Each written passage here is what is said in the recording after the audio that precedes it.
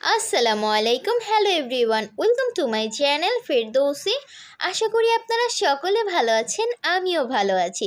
চলে আসলাম আপনাদের মাঝে আরও একটি নতুন ভিডিও নিয়ে। আশা করি আপনাদের কাছে ভালো লাগবে। সামনে তো কুরবানির ঈদ, আর তো কয়টা দিনই বাকি, তাই আজকে আমি আপনাদের সাথে শেয়ার করব মগজ রেসিপি। আজকে গরুর মগজের রেসিপিটি শেয়ার করব। সেম প্রসেসেই আপনারা খাসির মগজ, মহিষের মগজ করে নিতে পারেন। এভাবে যদি রান্না করেন দুর্দান্ত হবে।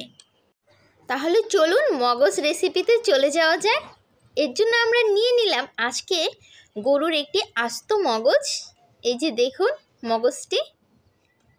তো প্রথমে মগজটি কিন্তু আমি কয়েকবার ধুয়ে নিয়েছি পানিতে। তারপরে এখন আমি আবার দিয়ে দিলাম পানি এখানে। আজকে পানিতে রেখেই কিন্তু আমাদের মগজটি পরিষ্কার করে নিতে হবে। এই যে দেখুন আমি কিভাবে পরিষ্কার করতেছি, এইভাবে আপনারা পরিষ্কার করে নেবেন মগজটি। এই যে রগগুলো কিন্তু এভাবে খুলে নিতে হবে। পানিতে রেখে এই কাজটি করলে কিন্তু খুব দ্রুততার সাথেই করা যায় ভিজিয়ে। এই যে দেখুন কিভাবে আমি কাজটি করেছি। যতটা পারবেন আপনারা এভাবে মগজের উপরে আলতো যে রগটা থাকে রগটা খুলে নেবেন, ছুটিয়ে নেবেন।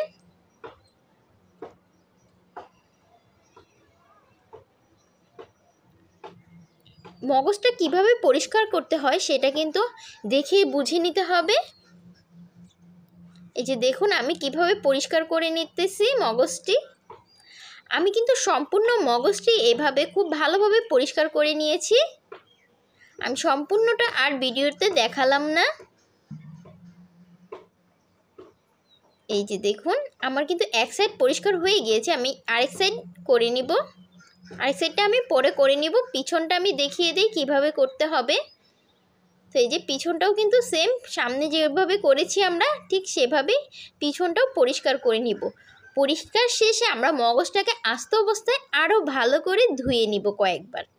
তারপর হাত দিয়ে একটু ভালোভাবে কচলে নিব। হাতের রগ লেগে আসবে, সেই রগগুলো ফেলে দিব।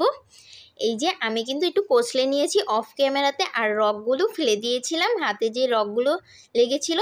তারপর আমরা একটি কড়াই বসিয়ে দিব। এখন মগজটিকে আমরা খুব সুন্দরভাবে ভালোভাবে ভুনা করে নিব, খুবই মজাদার সুস্বাদুভাবে।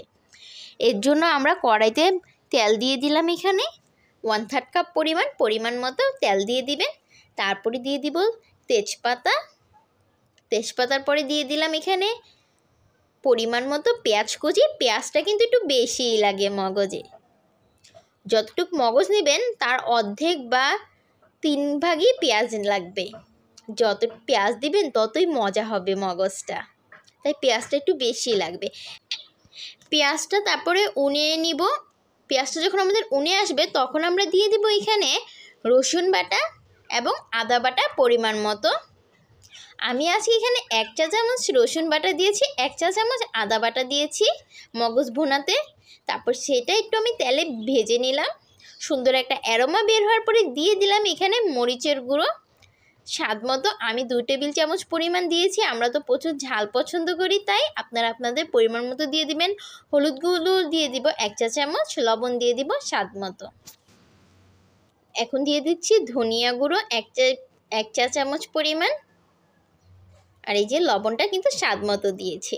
দিয়ে এই মশলাটাকে আরও ভালো করে যে কষিয়ে নিলাম তেল ওঠা পর্যন্ত।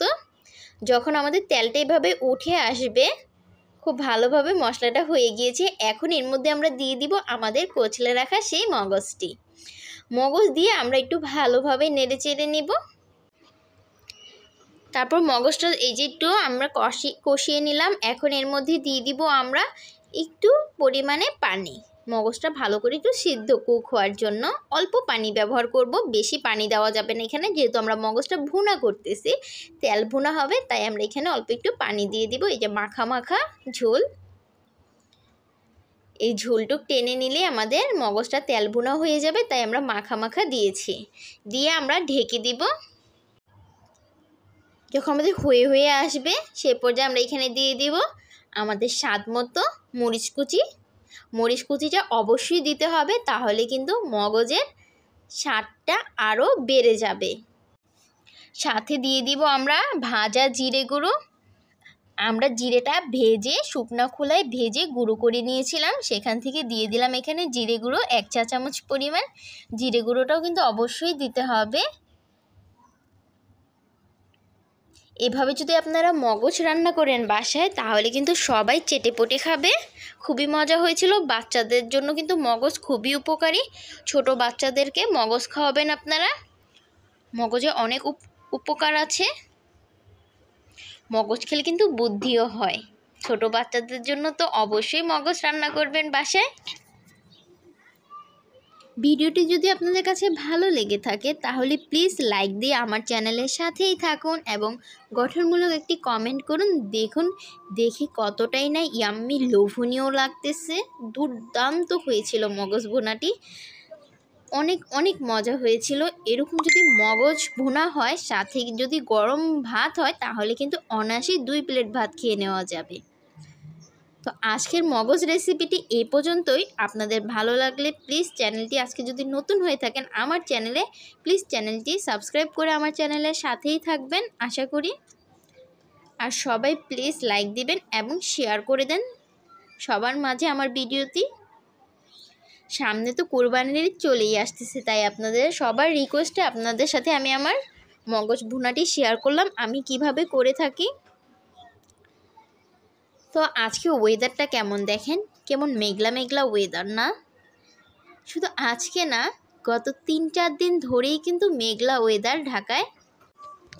যদিও সকালবেলা আমরা রোদের একটু আভাস দেখতে পাই, কিন্তু আবার দেখা যায় 10টা-11টার দিকে রোদ যেন চলেই যায়। কিন্তু আবহাওয়াটা কিন্তু একদিক দিয়ে ভালোই লাগে। খুবই ভালো একটা ছিমছিমা আবহাওয়া। আমার কাছে তো ভীষণ ভালো লাগে এরকম আবহাওয়া।